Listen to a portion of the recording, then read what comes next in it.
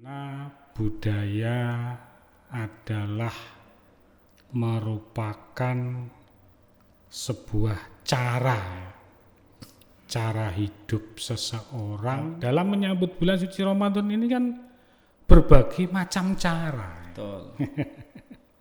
Nyekar ini kan dari kata sekar.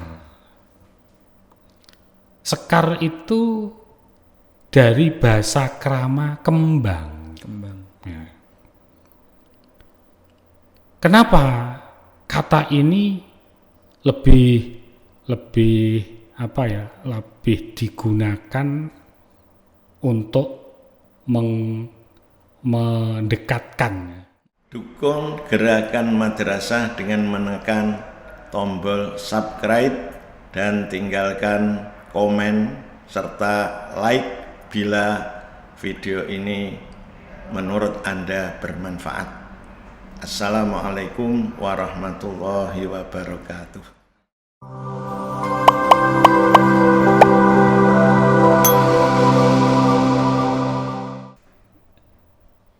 Assalamualaikum warahmatullahi wabarakatuh. Waalaikumsalam. Selamat datang kembali di Tawasau. Pada kesempatan pagi hari ini kita akan belajar bersama, ya, yang dimana hal ini sangat penting bagi kita pelajari, yaitu tentang makna sebuah kebudayaan. Dimana di masyarakat Jawa ini, kita sebagai masyarakat Jawa tidak lepas dari sebuah kebudayaan, dipelopori atau dikait-kaitkan dengan agama. Nah, banyak agama yang dipelopori oleh budaya, banyak juga budaya yang dipelopori oleh agama. Bersama narasumber kita kedatangan Bapak Waluyo. Beliau adalah guru bahasa Jawa dan sastra Jawa di MTS NU TBS Kudus. Beliau merupakan seorang budayawan dan juga seorang seniman, pelaku seni di usia muda beliau. Selamat pagi Bapak Waluyo. Pagi. Sehat nggih? Alhamdulillah. Ya. Pagi ini kita akan belajar, Pak, bagaimana memaknai sebuah kebudayaan. Kita sebagai generasi muda atau generasi milenial, tentu kita supaya tidak kaget dengan budaya-budaya yang diturunkan para leluhur atau sesepuh-sesepuh kita, terutama di bulan Sya'ban ini atau menjelang bulan Ramadan. Di masyarakat Kudus ini banyak sekali kebudayaan yang dilakukan, yang dimana itu di sisi lain juga dipelopori oleh agama-agama itu tersebut. Mungkin bisa dijelaskan dulu Bapak Waluyo tentang makna kebudayaan itu sendiri. Ya, terima kasih atas kesempatan yang diberikan kepada saya di pertemuan kali ini tentang budaya, di mana budaya adalah merupakan sebuah cara hidup seseorang maupun sekelompok masyarakat, di mana cara hidup itu dikembangkan dan diwariskan kepada generasi berikutnya, sehingga secara turun-temurun cara hidup itu dilanjutkan oleh generasi berikutnya, bahkan kebiasaan itu atau budaya itu masih eksis dijalankan sampai era yang modern ini. Sebagai bukti kalau budaya yang diwariskan oleh sesepuhnya itu layak untuk dilestarikan dan dihidupkan, juga dilanjutkan. Itulah kurang lebihnya menurut pemahaman saya tentang budaya. Ya. Jadi bisa dikatakan bahwa budaya itu sendiri merupakan asal mulanya itu dari pemikiran, betul Ya. Pak ya. Baik itu individu, Individu. kemudian ditularkan secara ke kelompok, Kelompok, ya, kemudian diwariskan ke generasi berikutnya, seperti itu ya Ya. Pak. Oke. Lalu keterkaitan antara budaya itu sendiri, karena kita itu sering menjumpai, misalkan di masyarakat Kudus, itu ketika bulan Sya'ban atau menjelang Ramadan itu kan banyak kirim doa atau istilahnya nyadran atau banyak kegiatan haul masal. Itu ada keterkaitan atau tidak antara budaya dengan agama itu sendiri?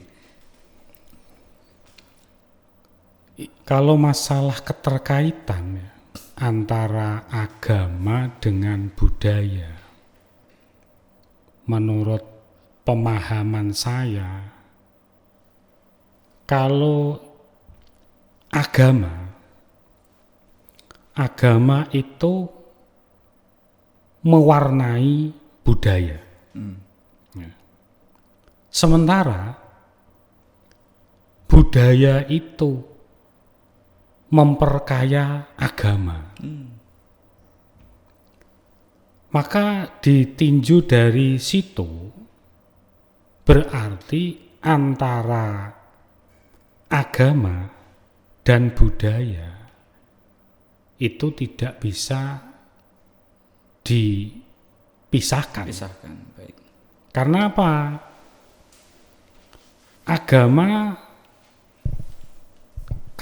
Agama itu kalau tidak bisa mewarnai budaya yang ada, otomatis agama tidak bisa diterima oleh masyarakat. Karena masyarakat yang punya budaya. Budaya. Ya kan? Lah ketika agama ini sudah mampu mewarnai budaya, maka agama itu dengan sendirinya akan kaya dengan budaya. Begitu.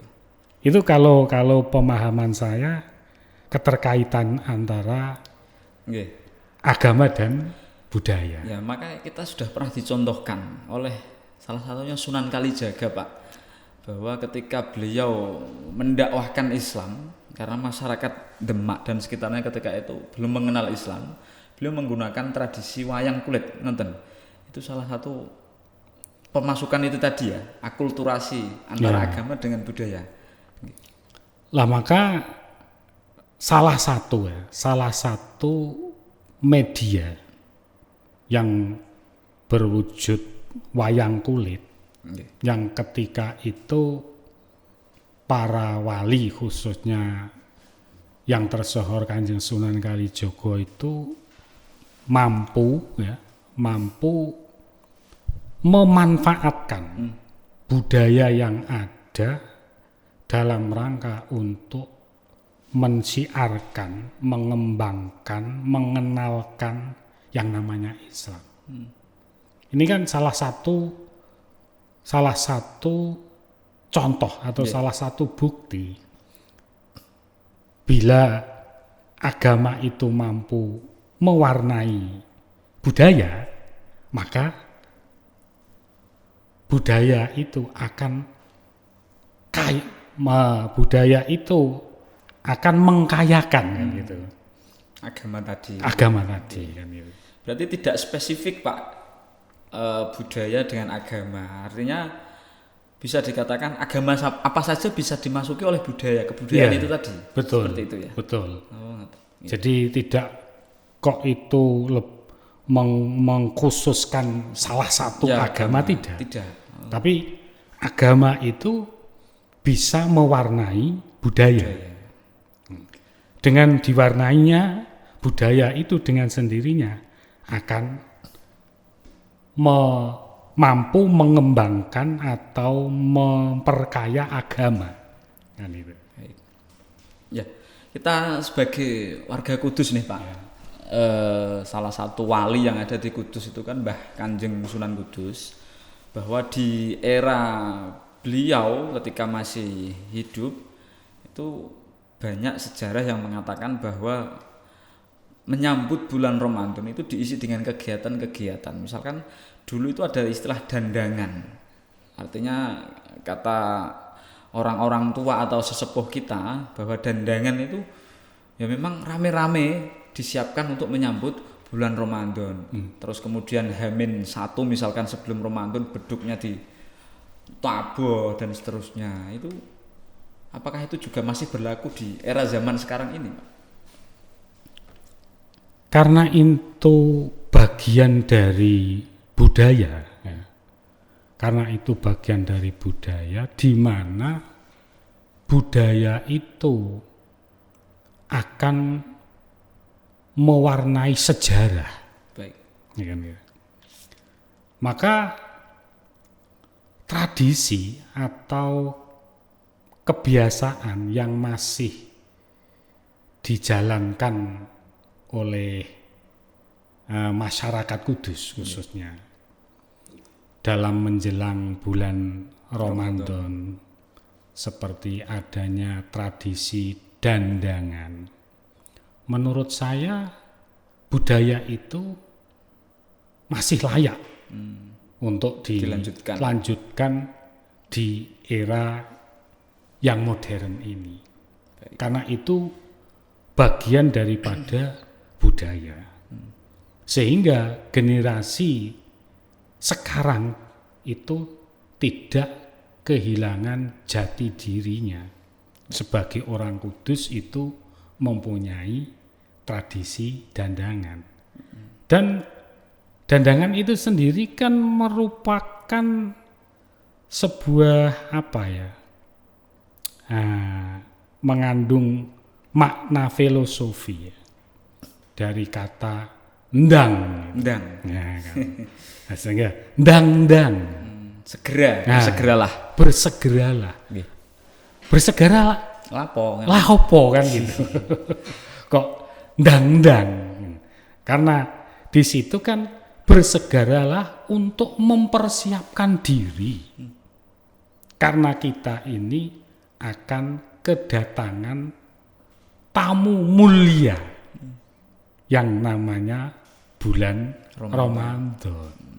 Nah, itu kalau dari kata-kata ndang ya. Sehingga karena ini sudah menjadi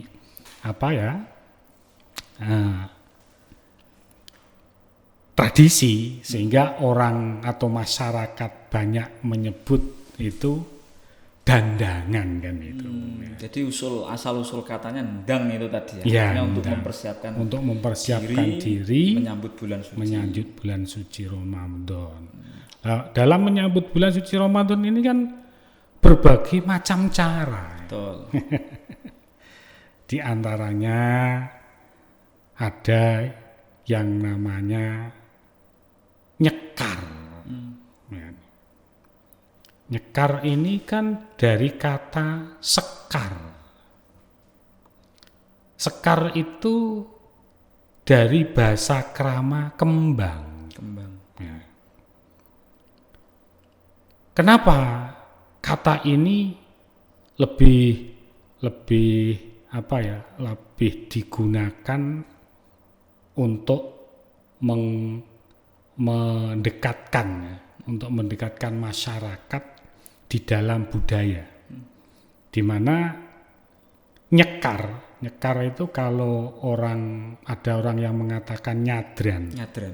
Atau besik kubur atau bersih kubur. Nah, di mana ini mengandung makna filosofi. Jadi nyekar itu ziarah.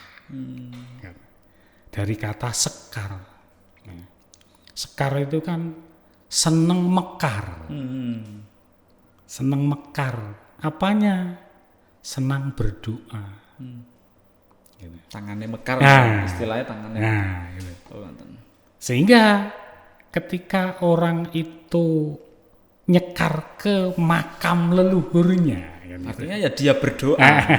Dia mendoakan leluhurnya yang sudah meninggal, juga mendoakan dirinya sendiri dengan sarana membawa kembang.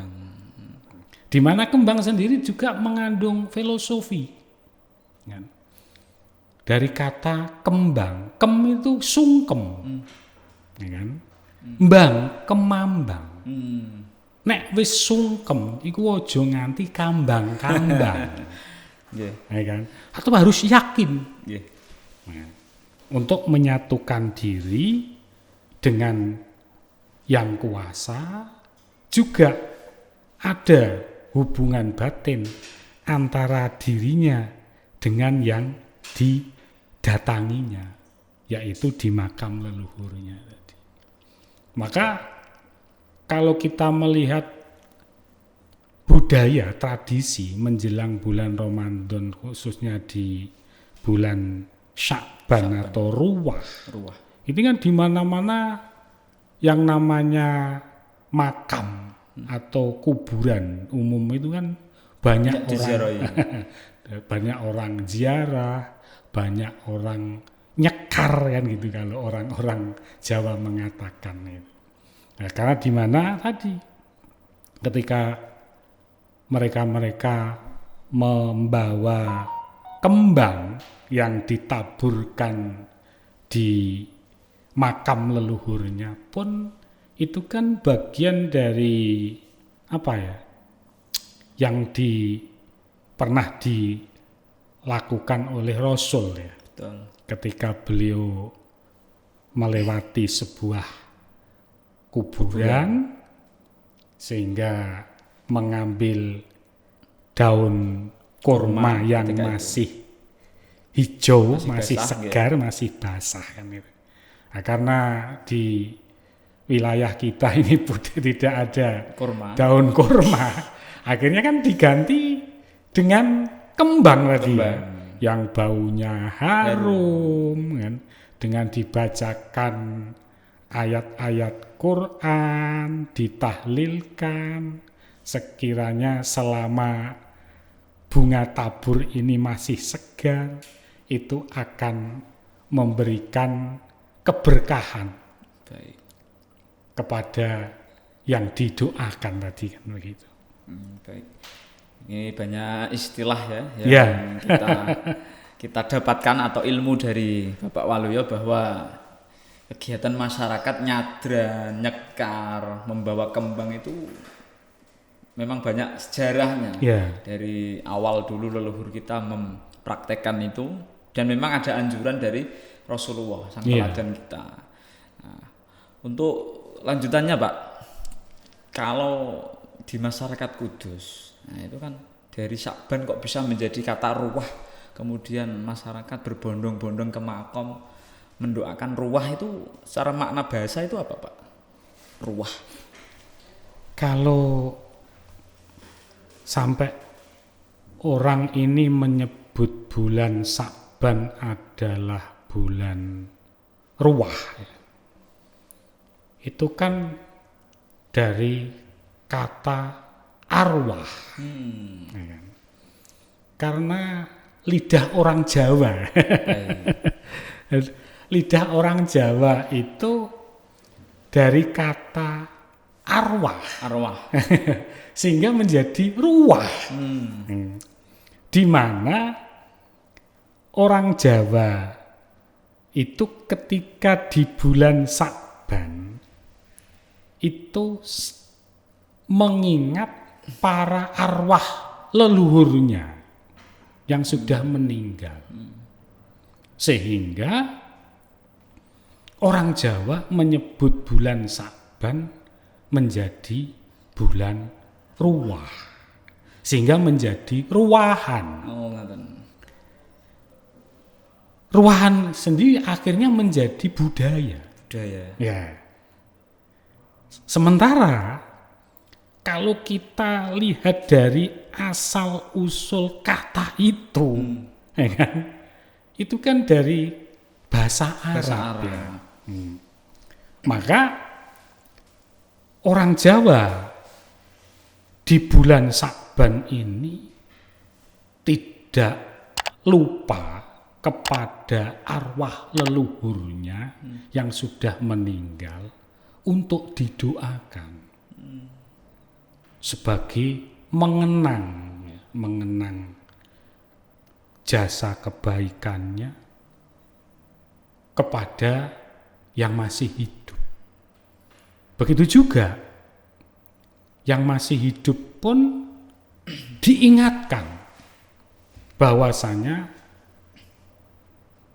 suatu saat mau tidak mau pun mereka akan kembali seperti leluhurnya yang sudah meninggalkan alam dunia ini. Artinya secara tidak langsung itu ada unsur pendidikan begitu Pak ya, untuk menerapkan kepada generasi berikutnya. Oh nek bakal iki yo kembalinya ke tanah. Artinya kita supaya nanti ketika meninggal ada persiapan diri, nantinya generasi kita, anak-anak kita supaya mau mendoakan orang tuanya kita sebagai contoh tadi seperti itu Pak.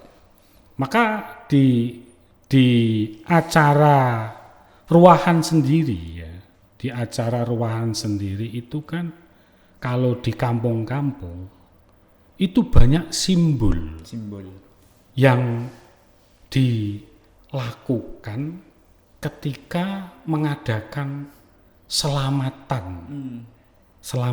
ruahan. Betul. Nah, itu banyak simbol-simbol yang berupa makanan. Maka di bulan Ruah itu merupakan bulan untuk mempersiapkan diri ya, secara lahiriah maupun batiniahnya untuk masuk ke bulan yang suci. Karena akan memasuki ke bulan yang suci, rohnya, jiwanya harusnya dibersihkan. Ini loh. Maka ketika upacara atau selamatan ruahan di desa-desa itu banyak makanan-makanan yang disajikan. Di mana makanan itu sendiri merupakan bagian daripada simbol yang penuh dengan makna. Di antaranya kalau di situ di desa saya itu masih ada istilah gablokan. Gablokan. Gablokan. Ketika malam nisfu Sa'ban ya, betul. Nah, itu ada yang namanya gablokan, di mana gablokan itu ada makanan yang namanya ketan, ya kan?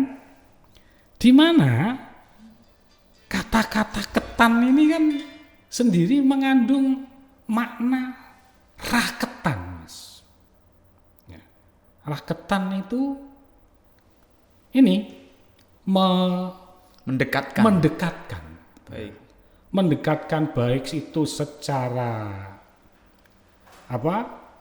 kekerabatan, ya, maupun mendekatkan diri kepada yang kuasa, karena sebentar lagi akan memasuki bulan Ramadan. Tapi di situ orang dulu memberikan nasihat itu lewat simbol makanan yang berupa ketan. Gablok nih ya. Kalau di daerah saya Pak itu anak-anak khususnya di Desa Kedungdowo itu anak-anak istilahnya dilah sewu ketika malam nisfu Sa'ban itu membawa mainan atau membawa istilahnya lilin, uplek, oncor, ya, kemudian keliling kampung. Ya. Itu ya memang begitu saja tapi alhamdulillah masih berjalan sampai sekarang. Maka seperti tradisi-tradisi semacam itu atau budaya-budaya itu semestinya kan memberikan pembelajaran kepada kita. Kenapa kok obor keliling duko? Kan? Ini kan sebuah lambang. Simbol kan. Bahwasanya itu penerang. Untuk mendapatkan penerang, di mana bulan Ramadan ini sebagai bulan penerang. Maka dari itu dipersiapkan, baik secara akal pikiran maupun jiwanya. Ini harus diterangi, harus disinari, sehingga ketika mereka atau masyarakat ini memasuki bulan Ramadan itu betul-betul sudah siap Siap diterangi. sekiranya. Karena itu merupakan bagian dari merasa bangga, senang karena akan kedatangan tamu mulia. Di mana di situ sendiri Islam mengajarkan ketika akan datangnya bulan Ramadan hendaknya kita bergembira. Itu kan bagian daripada wujud sukacita masyarakat untuk menyambut akan datangnya bulan mulia Ramadan. dengan berbagai budaya Dan tradisi tadi. tradisi tadi.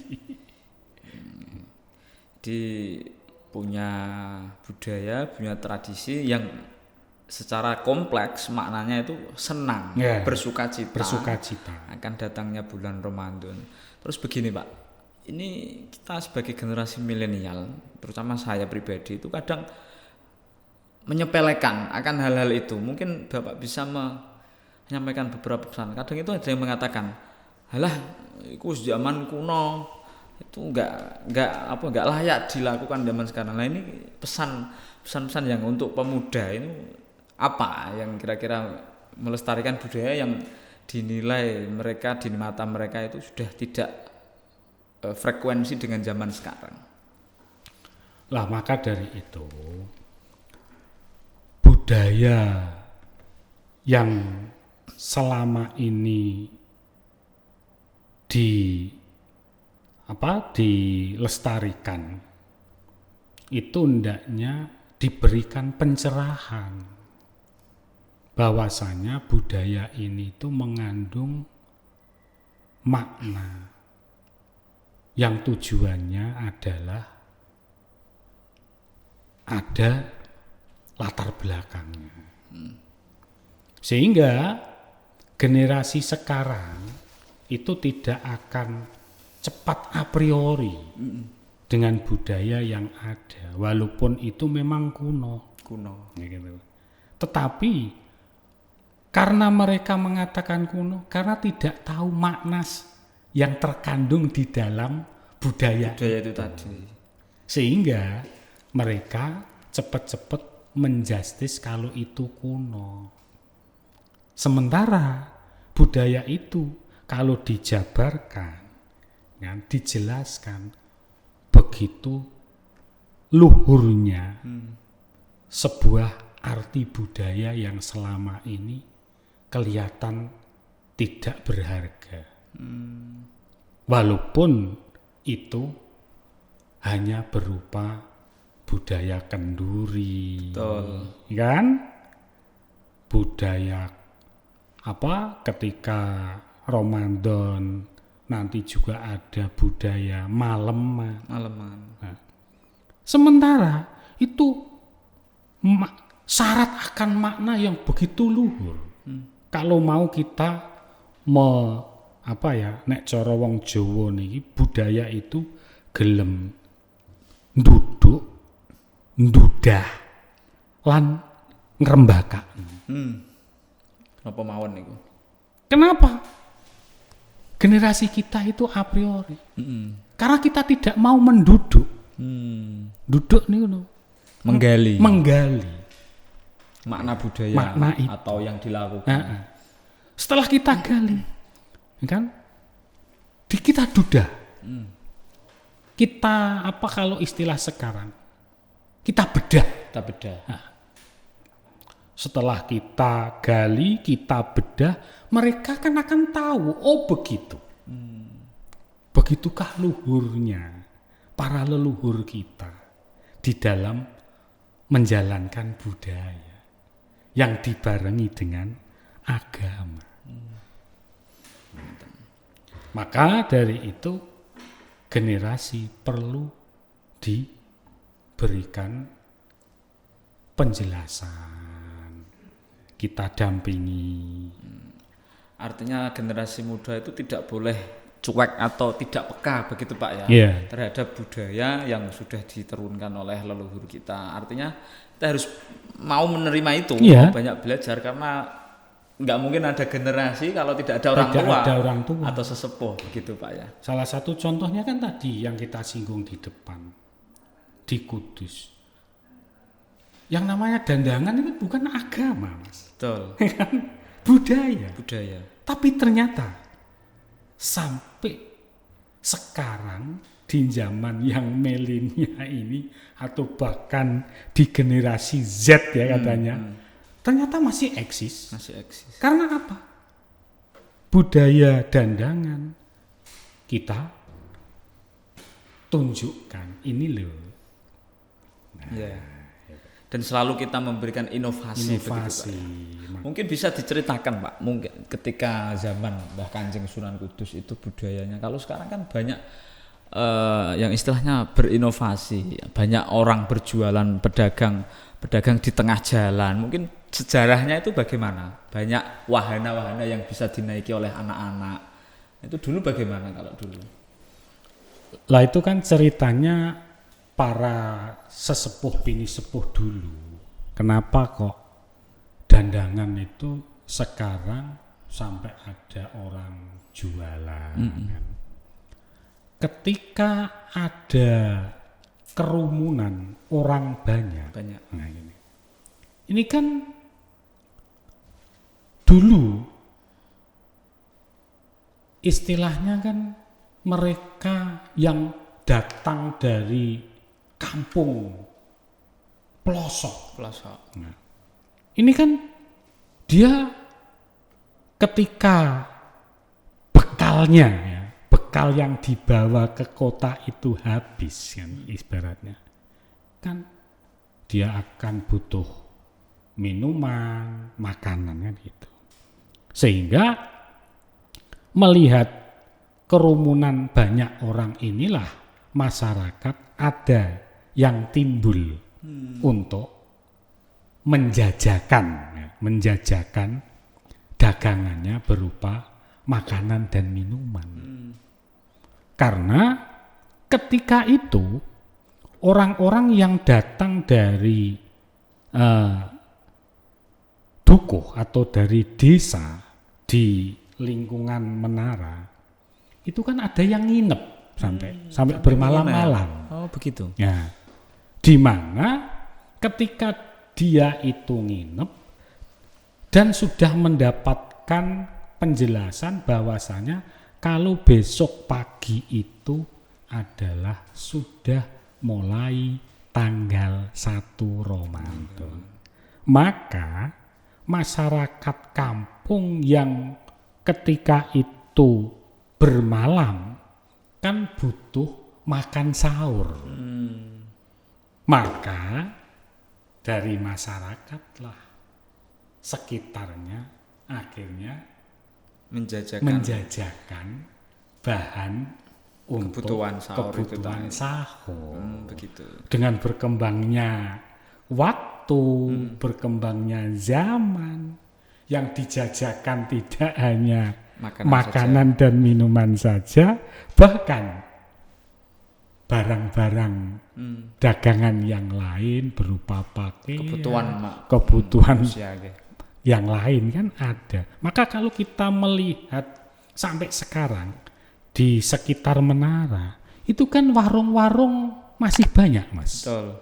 Itu kan membuktikan ya, bahwasanya itu dulu itu untuk dikhususkan kepada orang-orang yang nginep untuk menunggu penjelasan dari ulama sesepuh tentang penetapan tanggal 1 Ramadan. Nah, itu kalau pemahaman atau yang saya ketahui dari sesepuh bini sepuh ketika bercerita adanya dandangan sehingga di situ banyak orang preman kan itu. Baik. Ya, kita belajar banyak pada kesempatan kali ini, mulai dari budaya, tradisi di masyarakat, khususnya di masyarakat Kudus, ada istilah ruwahan, nyadran dan lain sebagainya, sehingga mewarnai datangnya bulan Ramadan itu dengan kita maknai secara kompleks bahwa kita itu senang atau bergembira tentang datangnya bulan Ramadan. Mungkin cukup Pak untuk pada kesempatan kali ini. Saya mengucapkan terima kasih banyak atas ilmu yang Bapak berikan. Sama-sama. Ada tambahan? Begitu juga barangkali apa yang saya sampaikan itu tadi masih jauh dari kebenaran dan juga jauh dari kesempurnaan. Saya minta maaf yang sebesar-besarnya. Semoga apa yang tadi saya sampaikan ada manfaatnya untuk generasi sekarang ini, sehingga tidak lupa akan jati diri yang bernama budaya. Karena agama dan budaya tidak bisa dipisahkan. Karena agama adalah mewarnai budaya dan budaya mengkayakan agama. Nah, terima kasih. Itu poin penting dari Bapak Waluyo yang terakhir, budaya mewarnai agama, agama mengkayakan budaya. Cukup sekian untuk podcast kali ini. Sampai jumpa kembali di Tawasau berikutnya. Assalamualaikum warahmatullahi wabarakatuh. Waalaikumsalam.